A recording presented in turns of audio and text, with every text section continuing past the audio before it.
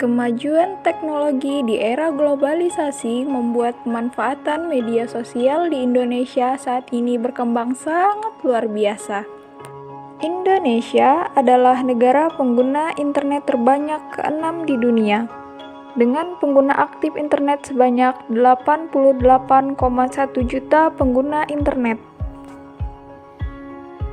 Selain itu, Indonesia juga pengguna Facebook terbanyak keempat di dunia, setelah USA, India, dan Brasil.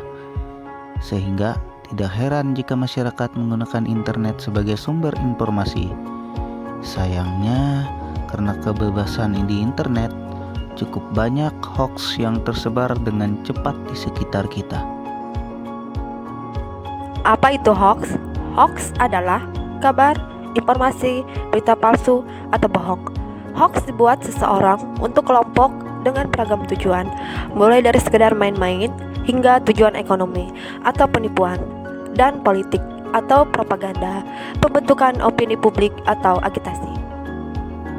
Menurut Pasal 28 Undang-Undang Nomor 11 Tahun 2008 tentang Informasi dan Transaksi Elektronik yang berbunyi setiap orang dengan sengaja dan tanpa hak menyebarkan berita bohong dan menyesatkan yang mengakibatkan kerugian konsumen dalam transaksi elektronik. Setiap orang yang memenuhi unsur bagaimana dimaksud dalam pasal 28 ayat 1 atau ayat 2 dipidana dengan pidana penjara paling lama 6 tahun dan atau denda paling banyak 1 miliar rupiah. Biasanya, hoax menyebar melalui email, status atau tweet media sosial, berita atau artikel di web.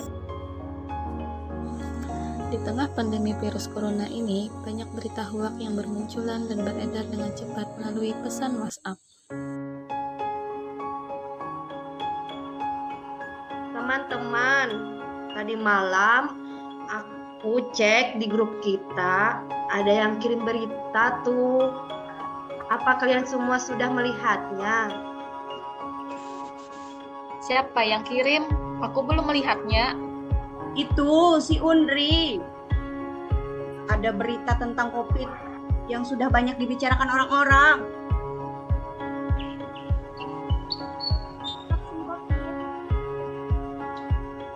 Menurut yang aku baca dari berita tersebut, bahwa vaksin COVID mengandung microchip. Bagaimana Kak? Heboh kan beritanya? Berita ini banyak disebarluaskan. Oleh karena itu, aku sebarkan ke dalam grup kita. Apa benar berita ini dapat dipercaya? Gimana kamu tahu berita ini benar? Coba cari tahu dulu kebenarannya. Iya, coba cari dulu. Kalau berita ini tidak benar, nanti jatuhnya kamu menyebarkan berita hoax. Betul, itu menyebarkan berita hoax itu termasuk melanggar hukum, Ri. Sebagai generasi muda, diharapkan kita dapat cerdas memilih informasi yang diterimanya di media sosial.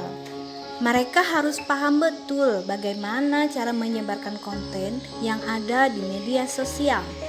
Selain itu, diharapkan dapat menggunakan media dengan bijak. Oleh karena itu, agar kita tidak tertipu, kita harus siap dengan beberapa cara.